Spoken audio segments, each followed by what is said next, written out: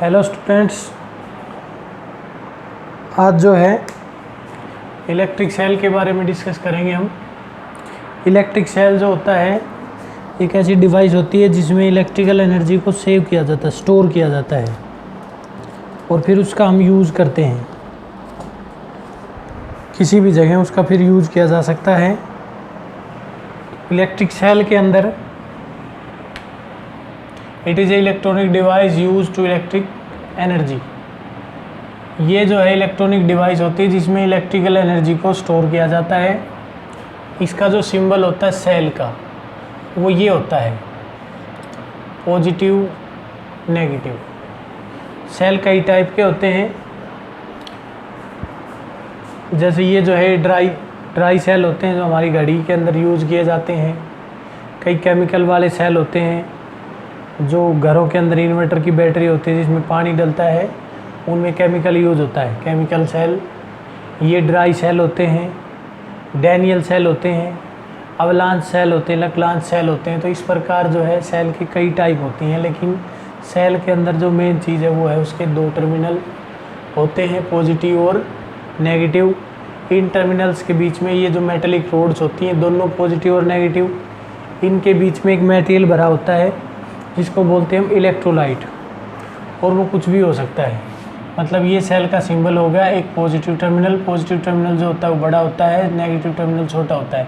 मतलब अगर सेल के सिंबल में ये ना दिया हो, पॉजिटिव नेगेटिव अगर लिखा नहीं हो, फिर भी हम जो है ये पॉजिटिव होगा बड़े वाला और छोटे वाला नेगेटिव होगा। इसके जो इलेक्ट्रोड्स होते हैं उनके बीच में जो मेटेरियल भरा होता है उसको कहा जाता है electrolyte. Electrolyte the chemical substance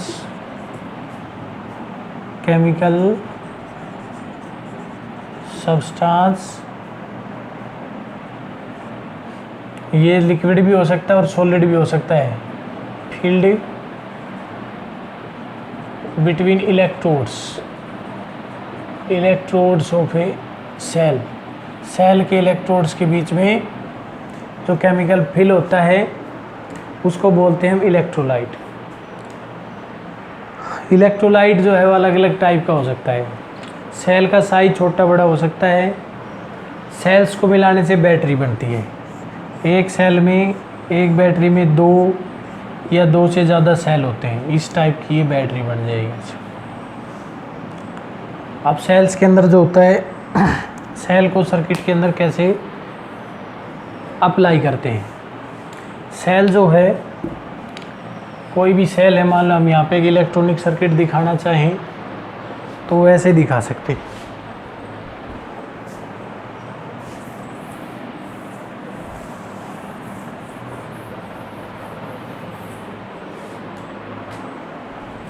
ये कोई सेल ले लिया हमने, यहाँ पे हम उसको जोड़ते हैं एमीटर से। एमीटर हमेशा सीरीज में यूज़ किया जाता है। ये इलेक्ट्रॉनिक सर्किट है जो हमने कंप्लीट करना है। ये एमीटर हो गया। यहाँ पे कोई भी की लगा दी जाएगी, ये की है। अगर इसको ऐसे कर देंगे तो ये बंद हो जाएगी, और इसको अगर ऐसे है तो ये ओपन की है। उसके बाद कोई भी जो है ना इंस्ट्रूमेंट होता है जिसका कोई ना कोई रेजिस्टेंस होगा। यहाँ पे बल्ब भी हो सकता है, कोई फ़ैन भी हो सकता है, या कुछ भी हो सकता है, लेकिन उसका कोई ना कोई रेजिस्टेंस होगा, तो हम उसको R से रिप्रेजेंट करते हैं। और अगर इसका रेजिस्टेंस फिक्स है तो ये ऐसे है, और अगर ये रेजिस्टेंस वेरिएबल होता है तो ऐसे मिलेगा, हमें सिंबल मिलेगा इस टाइप का। मान लिया कि रेजिस्टेंस फिक्स से हमने इसको जोड़ दिया, तो इधर से इसको जोड़ देते हैं। ये सेल एक सर्किट में कनेक्ट हो गया। बैटरी है तो दो से ज़्यादा सेल मिलेंगे। अब जो है इसमें करंट जो है वो पॉजिटिव टू नेगेटिव फ्लो करता है ऐसे। पोटेंशियल मेजर करने के लिए यहाँ पर एक वोल्ट मीटर लगाया जाता है दोनों एंड्स के बीच में, पॉजिटिव और नेगेटिव के एंड में। चाहे उसको यहाँ लगाओ चाहे यहाँ लगाओ, वो पूरे सर्किट का पोटेंशियल देगा अगर हमने उसको यहाँ लगा रखा है तो इसमें क्या होता है कि ये वोल्ट मीटर लगा दिया हमने ऐसे। यहाँ वोल्ट मीटर हमेशा पैरेलल में लगता है, यानी कि बैटरी का जिधर पॉजिटिव टर्मिनल है उधर पॉजिटिव और नेगेटिव है उधर नेगेटिव। ये सेल हो गया। अब जैसे इसकी को क्लोज किया जाता है, यहाँ से करंट फ्लो होना शुरू होता है, वो इस एमीटर में, एमीटर करंट को रीड करता है। A4 एमीटर है, ये एमीटर है जहाँ से करंट को हमने मेजर किया जाता है, और V4 वोल्ट मीटर है जो वोल्टेज को मेजर करता है, पोटेंशियल डिफरेंस को मेजर करता है। यहाँ से करंट गया ऐसे, फिर ये इस रेजिस्टेंस में से, और फिर ऐसे। लेकिन जब सर्किट कंप्लीट होता है तो वो करंट इस सेल के दोनों टर्मिनल्स के बीच में भी पास होता है। मतलब कहने का वो है कि वो इसके सेल के इलेक्ट्रोलाइट को भी क्रॉस करेगा ऐसे। तो इसका मतलब इलेक्ट्रोलाइट को क्रॉस करता है तो वो भी एक रेजिस्टेंस ऑफर करता है, और उस रेजिस्टेंस को कहा जाता है इंटरनल रेजिस्टेंस। इंटरनल रेजिस्टेंस, ये इंटरनल रेजिस्टेंस होता है, resistance offered by the electrolyte of the cell. ये हो गया हमारे पास internal resistance. Internal resistance, resistance offered by the electrolyte of cell. अब जो सेल के इलेक्ट्रोलाइट रेजिस्टेंस ऑफर करता है, इसका मतलब ये टोटल रेजिस्टेंस इस सर्किट का अगर हम काउंट करेंगे तो वो इंटरनल रेजिस्टेंस प्लस में जो बाहर जोड़ रखा है हमने एक्सटर्नल रेजिस्टेंस, दोनों के जोड़ के बराबर हो जाएगा। अब हम एक टर्म डिफाइन करते हैं जिसको कहते हैं EMF. EMF of terminal potential. दो चीज़ें होती हैं वो इस सेल से रिलेटेड होती हैं। ईएमएफ क्या होती है, टर्मिनल पोटेंशियल क्या होता है। दोनों सर्किट को हम ऐसे ही लेंगे। दूसरे के सर्किट के अंदर हम क्या करते हैं कि वेरिएबल रजिस्टर लगा देते हैं। ये एमीटर हो गया, पॉजिटिव नेगेटिव एमीटर का, इधर पॉजिटिव इधर नेगेटिव जुड़ता है। ये की होगी, ये मान लो रेजिस्टेंस आर हो गया, ये सेल हो गया। अब सेल के अंदर जो पावर होती है, इलेक्ट्रिकल एनर्जी होती है, उसी के अकॉर्डिंग जो है ना वो इलेक्ट्रॉन्स को धकेलता है। तो जो सेल जो होता है वो इलेक्ट्रॉन्स यानी कि चार्ज कैरियर्स को, कंडक्टिंग वायर होती हैं उनके अंदर चार्ज कैरियर्स को मोटिवेट करता है। तो इसलिए ये जो फोर्स लगाता है चार्ज कैरियर्स के ऊपर उसको कहा जाता है ईएमएफ, इलेक्ट्रोमोटिव फोर्स। यानी कि ये जो चार्ज कैरियर्स को जिस स्पीड से धकेलता है, यानी कि प्रेशर का काम करता है। इलेक्ट्रिक जो ईएमएफ होती है, ईएमएफ का काम होता है प्रेशर जैसा। जिस प्रकार मैकेनिक्स के अंदर जो प्रेशर होता है उसका काम होता है। प्रेशर के कारण ही फ्लूइड फ्लो करते हैं। जिधर जिधर ज़्यादा प्रेशर होगा उधर से फ्लूइड जो है कम प्रेशर की तरफ फ्लो करते हैं, यानी कि high pressure to low pressure.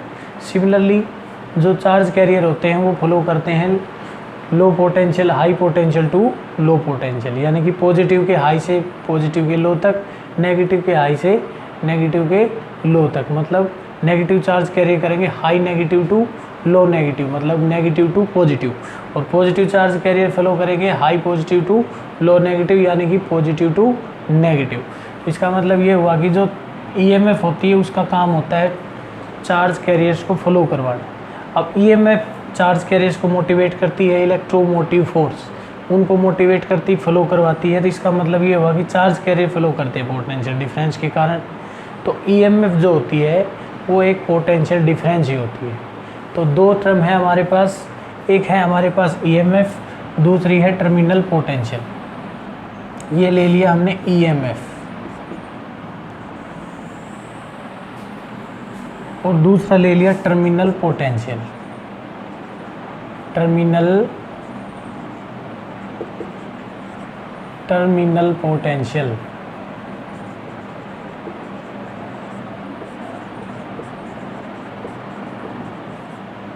EMF और टर्मिनल पोटेंशियल के अंदर ये डिफरेंस होता है। जो ईएमएफ होती है वो होती है the potential difference between the ends of cell when no current is drawn. No current is drawn from cell. Cell से हमने जब कोई भी करंट नहीं निकाला हो, यानी कि हम कह सकते हैं और cell in open circuit, cell in open circuit. जब सेल ओपन सर्किट के अंदर होता है तो उस समय जो पोटेंशियल डिफरेंस मेजर करेंगे सेल्स के दो टर्मिनल के बीच में, उसको कहते हैं ईएमएफ। टर्मिनल पोटेंशियल क्या होता है? The potential difference between ends of cell when current is drawn from cell, यानी कि current is flowing through the circuit, when current is drawn from cell.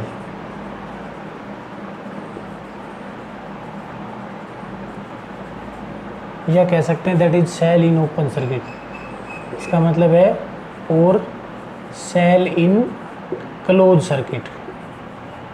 Cell जो है वो क्लोज सर्किट में होना चाहिए। उस समय जो टर्मिनल जो पोटेंशियल डिफरेंस आएगा उसको बोलेंगे हम टर्मिनल पोटेंशियल। मतलब कहने का ये है कि वोल्ट मीटर हमने यहाँ कनेक्ट कर दिया ऐसे। ये दो सर्किट है हमारे पास। ये जो दो सर्किट हैं इन दोनों में सिर्फ ये डिफरेंस है कि यहाँ पर हमने इस की को क्लोज कर रखा है और यहाँ पर ये की है जो ओपन है। लेकिन वोल्ट मीटर जो है वो रीडिंग दे रहा है। इस सर्किट के अंदर जो वोल्ट मीटर की रीडिंग आएगी वो मिलेगी हमें ये ईएमएफ मिलेगी। मतलब इस समय इस सर्किट के अंदर अगर हम इसको यहाँ से अलग से करके दिखाना चाहें तो ऐसे कर सकते हैं। ये सेल हो गया, इलेक्ट्रिक सेल हो गया, और यहाँ पे हो जाएगा ये वोल्ट मीटर ओनली, क्योंकि सर्किट में से करंट फ्लो नहीं हो रहा है। तो इसका मतलब ये है कि ये जो वोल्ट मीटर है ये हमें किसकी रीडिंग देगा? Potential difference between the ends of cell. अभी इसकी एनर्जी खर्च होनी शुरू नहीं है, लेकिन ये खर्च करने के लिए तैयार है। तो इसमें इसके अंदर डिफरेंस तो है पोटेंशियल का, पॉजिटिव और नेगेटिव टर्मिनल के बीच में। तो ये जो पोटेंशियल डिफरेंस होता है जब सेल ओपन सर्किट में होता है तो उसको बोलते हैं ईएमएफ। यानी कि ईएमएफ को रिप्रेजेंट किया जाता है ई से, स्मॉल ई से, ऐसे। एप्सिलॉन भी बोल देते हैं इसको, एप्सिलॉन सिंबल होता है और ये ई है ऐसे। तो ये सेल की ईएमएफ होगी। और अगर हम इस सर्किट को जब देखते हैं तो इस सर्किट में करंट फ्लो हो रहा है। करंट की direction positive to negative terminal होती है। इस समय जो पोटेंशियल डिफरेंस मिलेगा, मतलब ये वोल्ट मीटर यहाँ दिखाई दे रहा है, इसको हम ऐसे भी देख सकते हैं, यहाँ भी लग सकता है सेम, ये यहाँ से एलिमिनेट होके। लेकिन जो अब वोल्ट मीटर की जो रीडिंग आएगी वो मिलेगी हमें अलग मिलेगी, इससे अलग मिलेगी। यहाँ पर जो रीडिंग आई थी उस रीडिंग से यहाँ की जो रीडिंग है वो अलग डिफरेंट होगी। तो इसका मतलब इसको कहा जाएगा टर्मिनल पोटेंशियल। यानी कि अब जो करंट जो है इसके दोनों एंड्स के बीच में फ्लो होने लग गया, और फ्लो होने लग गया तो ये टर्मिनल पोटेंशियल हो गया, पोटेंशियल डिफरेंस हो गया, टर्मिनल पोटेंशियल। तो ईएमएफ और टर्मिनल पोटेंशियल डिफरेंस में यही फ़र्क होता है कि ईएमएफ तो तब होती है जब सेल्स में से कोई करंट ना निकाला जाए, उस समय सेल्स के एंड्स के बीच में पोटेंशियल डिफरेंस। और जब सेल में से करंट ड्रा हो रहा है, यानी कि सेल जो है वो चार्ज कैरियर्स को मूव करवा रहा है, या सेल के अंदर सर्किट कंप्लीट है, कुछ भी मान सकते हैं हम, उस समय जो है जो पोटेंशियल डिफरेंस होगा उसको कहेंगे हम टर्मिनल पोटेंशियल।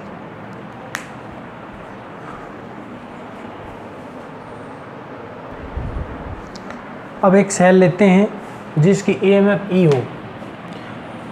हमने ये सेल ले लिया,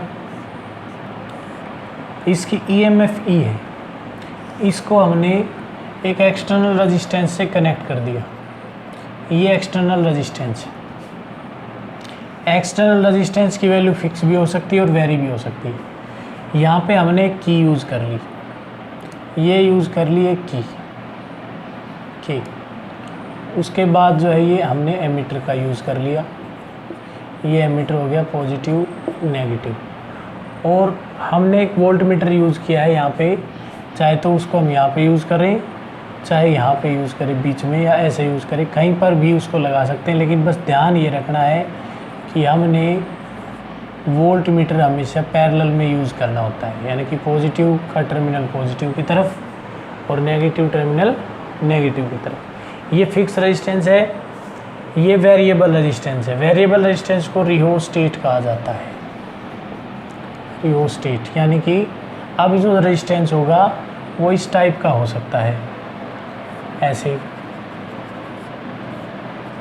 ये ऐसे वेरी कर, तीर का निशान ऐसे हो सकता है, उसमें एरो मार्क कट करेगा उसको, या फिर जो है वो रेजिस्टेंस ऐसे वेरी करेगा। यानी कि ये पॉइंटर होगा, इसको आगे पीछे करके हम सेट कर सकते हैं। ये नेगेटिव टर्मिनल, ये पॉजिटिव टर्मिनल, इसको थोड़ा और आगे बढ़ा लेते हैं इधर, और ये एमीटर हो जाएगा यहाँ पर, और उसके बाद ये की बन जाएगी।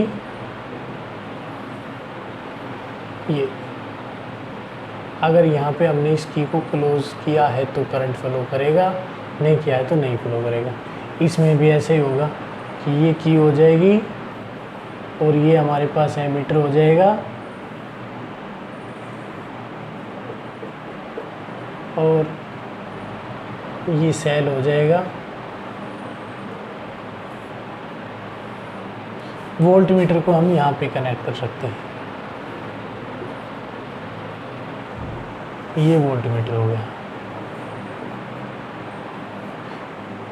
ये रेजिस्टेंस फिक्स है, ये रेजिस्टेंस वेरिएबल है। इनकी रेजिस्टेंस की जो वैल्यू है ना, हम चेंज कर सकते हैं इसको आगे पीछे करके अपने डिज़ायर। करंट अगर कम करना है तो रेजिस्टेंस को ज़्यादा कर दो, करंट ज़्यादा करना है तो रेजिस्टेंस को कम कर दो। यहाँ पे रेजिस्टेंस फिक्स होता है, तो फिक्स रेजिस्टेंस मान लिया हमने, एक्सटर्नल आर मान लिया, और इस की को हमने कर दिया क्लोज। जैसे ही की को क्लोज करेंगे, इस सर्किट में करंट फ्लो होना शुरू करेगा, करंट फ्लो होना शुरू करेगा, और वो करंट का सर्किट जो है वो ऐसे बनेगा।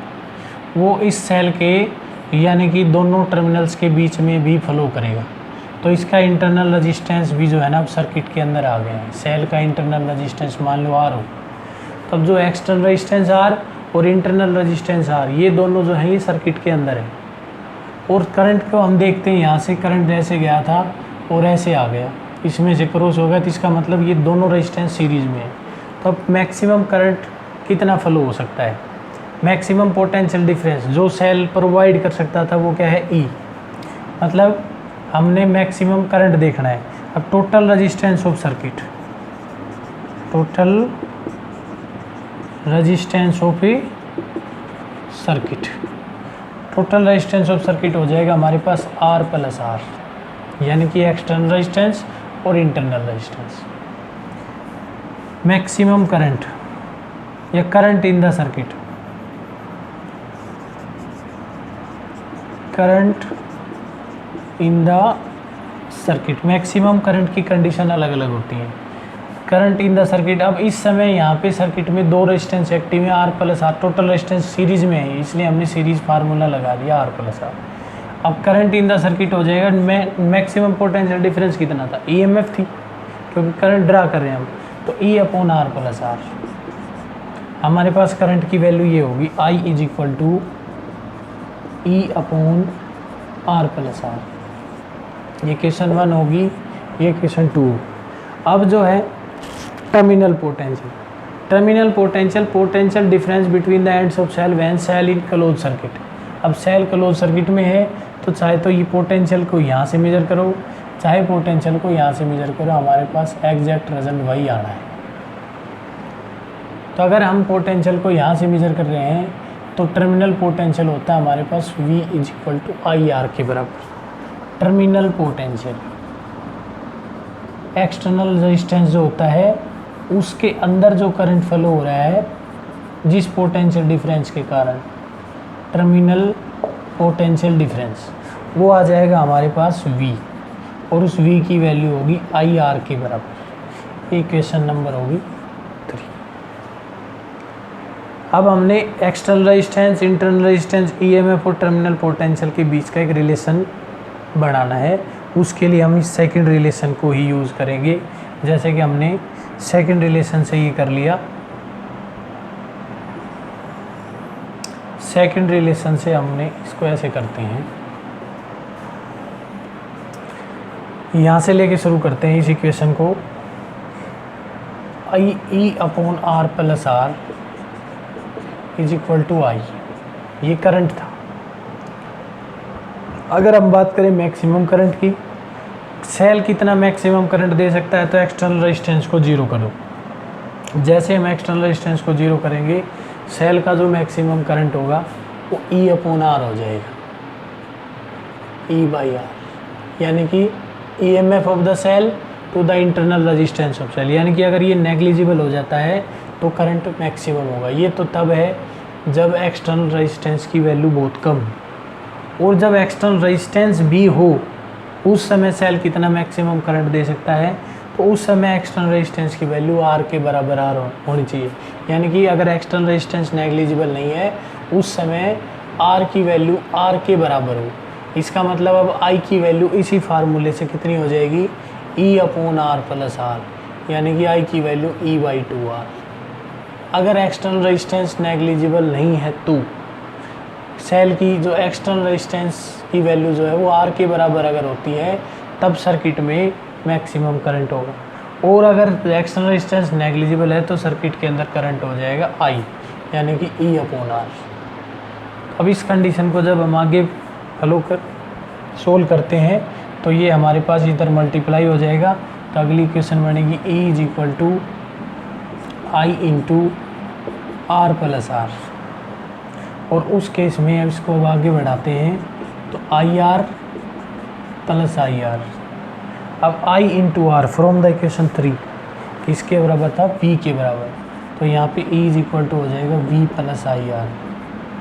अब हमने टर्मिनल पोटेंशियल को इधर रखना है क्योंकि उसका रिलेशन चाहिए ईएमएफ से, तो इसको बढ़ा देंगे तो ये हो जाएगा ई माइनस आई आर। ये रिलेशन होता है टर्मिनल पोटेंशियल और internal resistance, EMF internal resistance current और उसके बीच का। अगर इंटरनल रेजिस्टेंस की वैल्यू निकालनी है वो भी हम यहीं से निकालेंगे। इंटरनल रेजिस्टेंस के लिए अगर एक्सप्रेशन निकालनी है तो इसी एक्सप्रेशन को यूज़ करो, यहाँ से या इससे यहाँ से यूज़ कर सकते हैं हम। तो जैसे कि हमने लिख लिया, इस इक्वेशन को यूज़ करते हैं, I R is equal to E minus यहाँ से, और हमने आर चाहिए तो आर की वैल्यू हम लिख सकते हैं E minus V upon I. ये हो जाएगा हमारे पास external internal resistance. As I की वैल्यू हमारे पास वी बाई आर भी होती है। इस रिलेशन से इक्वेशन सेकंड से V is equal to I R, तो इसका मतलब आई की जगह वी अपॉन आर रखेंगे तो एक्सटर्नल रेजिस्टेंस की वैल्यू इंटरनल रेजिस्टेंस की वैल्यू हो जाएगी E upon V by R. ये वी बाई आर जो है वो रेसिप्रोकल होके आर ऊपर चला जाएगा, तो आर इज इक्वल टू हो जाएगा E by V minus V into R. और अगर v को हम अलग अलग डिवाइड करें तो इंटरनल रेजिस्टेंस की वैल्यू हो सकती है E by V minus V by V into R. तो ये वैल्यू हो सकती है भाई E by V minus 1 into, ये दोनों एक्सप्रेशन जो है वो इंटरनल रेजिस्टेंस की है in the term of EMF, in the term of terminal potential. तो ये दो एक्सप्रेशन हमने करनी है। ये सर्किट बता दिए थे कि सब रेजिस्टेंस फिक्स हो, रेजिस्टेंस फिक्स ना हो, यानी कि ये रियोस्टेट का है, उसको आगे पीछे करके करंट चेंज करना हो। और ये मैक्सिमम करंट है जब इंटरनल एक्सटर्नल रेजिस्टेंस की वैल्यू नेग्लिजिबल हो, और अगर एक्सटर्नल रेजिस्टेंस की वैल्यू कुछ ना कुछ माने हम, यानी कि नेग्लिजिबल ना मान लें, तो उस समय मैक्सिमम करंट कब हो सकता है, तब हो सकता है जब आर की वैल्यू आर के बराबर हो, इंटरनल रेजिस्टेंस के बराबर।